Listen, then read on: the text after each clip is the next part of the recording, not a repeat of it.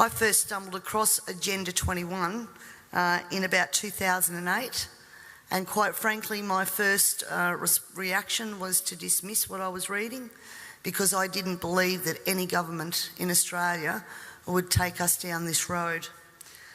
Then I began to see a legislative pattern emerging in Parliament which concerned me greatly, and I also started to see the tenor of legislation that we were passing. I did air those concerns in Parliament, and it was dismissed and ignored. The words Agenda 21, ladies and gentlemen, were never meant to be spoken. And if they were, then of course it would be dismissed as a conspiracy theory. Because if people knew Agenda 21 and what it stood for, there's plenty of information out there where they could actually learn what the end game was, and governments didn't want that to be known. My dad always said to me that people only lie for two reasons. One reason is because you're ashamed of what you're doing, and the second reason is that you don't want people to be warned just before you screw them.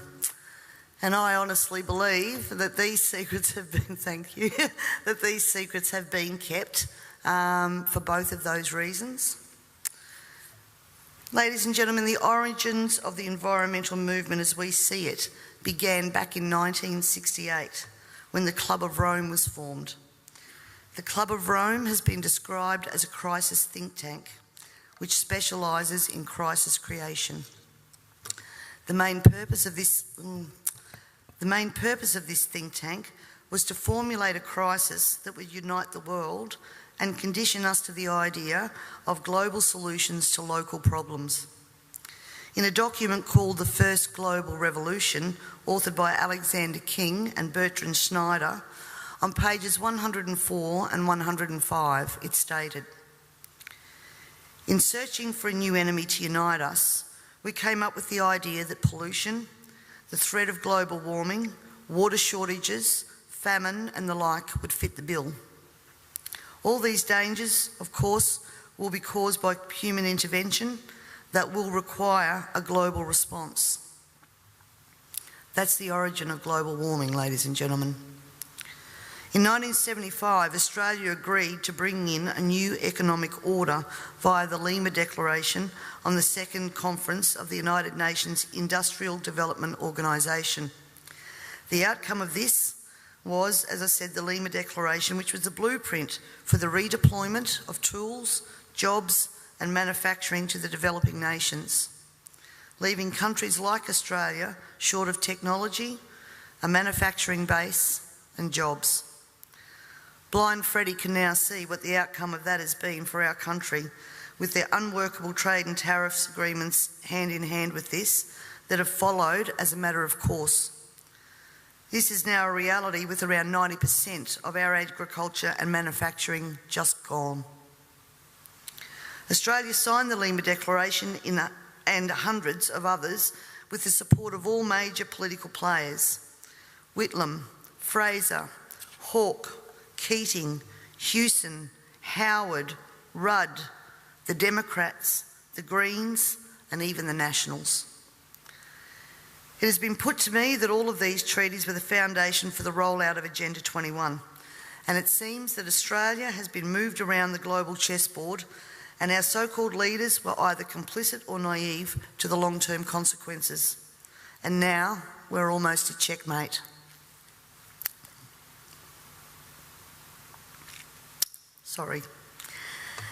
In 1992, former President of the United States, George Bush Sr. said, "Effective execution of Agenda 21 will require a profound reorientation of human society, unlike anything the world has ever experienced. A major shift in the priorities of both governments and individuals, and an unprecedented redeployment of human and financial resources. This shift will demand that a concern for the environmental consequences of every human action will be integrated into individual and collective decision-making at every level." Cutting through the code, I want everyone to consider what the words "profound reorientation of all human society" and unprecedented redeployment of human and financial resources actually means.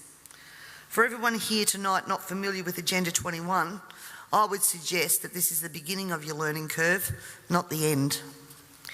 In 1992, Maurice Strong, Secretary-General of the UN Earth Summit and member of the Club of Rome, said, "It is clear that current lifestyles and consumption patterns of the affluent middle class, involving high meat intake, consumption of large amounts of frozen and convenience foods, use of fossil fuels, ownership of motor vehicles, small electrical appliances, home and workplace air conditioning, and suburban housing are not sustainable." Put those statements together with the previous one, and it must become clear that Agenda 21 is about controlling every aspect of our lives: how we eat, what we eat, how much we eat, how we move around, food production, the amount of food, and where we even live. Dixie Ray, former Washington State Governor and Assistant Secretary for Oceans and International Environmental and Scientific Affairs, stated, "Agenda 21 seeks to establish a mechanism for transferring the wealth from citizens to the third world. Fear of environmental crisis would be used to create a world government and UN central direction." From a report in the 1976 UN's Habitat 1 conference, land cannot be treated as an ordinary asset, controlled by individuals and subject to the pressures and inefficiencies of the market. Private land ownership is also a principal instrument of accumulation and concentration of wealth, therefore contributes to social injustice. In other words, ladies and gentlemen, if you work hard and you exercise good financial management and invest in property, you are contributing to social injustice. In a report from the President's Council on Sustainable Development, we need a new collaborative decision process that leads to better decisions, more rapid change, and more sensible use of human, natural and financial resources in achieving our goals. And at the same time, Harvey Reuven, Vice Chair of the Wildlands Project, says individual rights will have to take a back seat to the collective. J. Gary Lawrence, Advisor to President Clinton's Council on Sustainable Development, participating in a UN-advocated planning process would very likely bring out many of the conspiracy-fixated groups and individuals in our society, and here we are. This segment of our society, who fear one world government and UN invasion, through which our individual freedoms will be stripped away, would actively work to defeat any elected official who joined the conspiracy by undertaking Agenda 21. So we will call our process something else. We will call it comprehensive planning or growth management or smart growth. We ended up with sustainable development. The redeployment of human and financial resources has now become visible to us all via the cut to services and programs to assist the sick, the young, the elderly, and of course the creation of another level of poverty now identified by the term the working poor. I was speaking to a person last week and he said to me, if Hitler was still around, he'd be sitting back thinking, I didn't need bullets for a global takeover. And he'd be right. We see daily cash grabbing via new taxes called levies, supposedly because we are cash strapped in this state, and at the same time see big project spending that does not fit with the message that we are in financial crisis. But we the people have to tighten our belt, while the government seems absolutely unaware and unconcerned of the amount of debt that it is accumulating. This in turn means that taxes, levies, fines and other penalties increase, as well as the cost of living rising exponentially, and the ordinary citizen's ability to exist well is compromised with almost every law that we pass. We're constantly paying for so-called services that we don't receive. This is wealth redistribution at the grassroots level, redeployment of financial resources ensuring only hardship for the citizens who just really want to get on with their lives. The Parliament has also ventured into the rights of people to own and retain their property and manage it without government interference.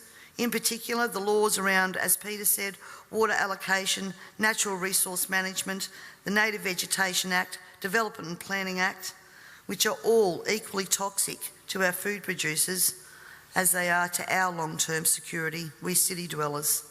Everyone needs to remember we all pay a natural resource management levy on our tax rates. So this is not just going to affect the food producers. The intrusions into our property that Peter was talking about that land producers are going through will roll out into the suburbs and into the city because they have the authority to do that.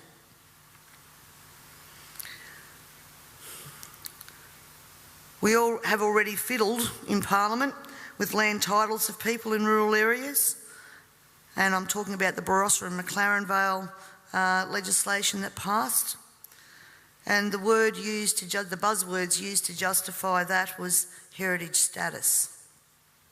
At the same time that our right to own and manage our land, have access to water, produce adequate food to ensure that our only option is not to consume often toxic and substandard food from places like China, this government has been working overtime to take away our rights to common law through many pieces of legislation. Common law is what guarantees us an ability to correct injustices. This coming year, I promise you, you will also hear debate over a number of pieces of legislation that will further erode our common law rights. And you have to get behind me on this, ladies and gentlemen, to stop this from going through.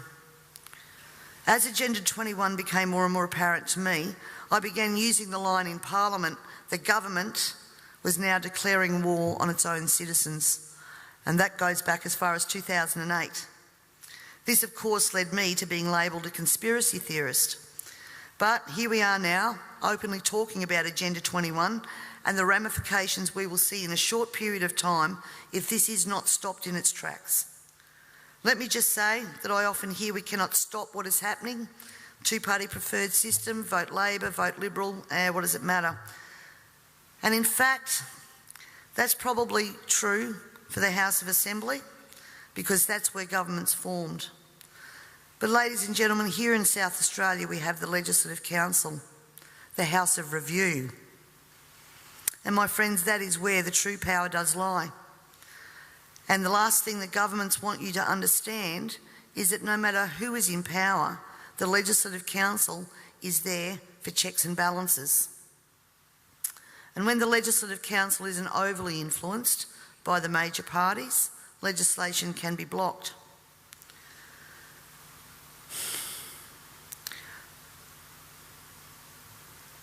Remember, on most of these policies that I've spoken about here today, there has been bipartisan support for everything that has gone through.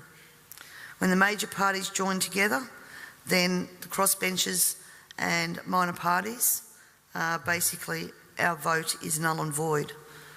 The way to avoid that is to make sure that when the major parties do join together, they don't have the numbers. For way too long now, we the people have been asleep at the wheel, and it is time to wake up and participate in the democratic process.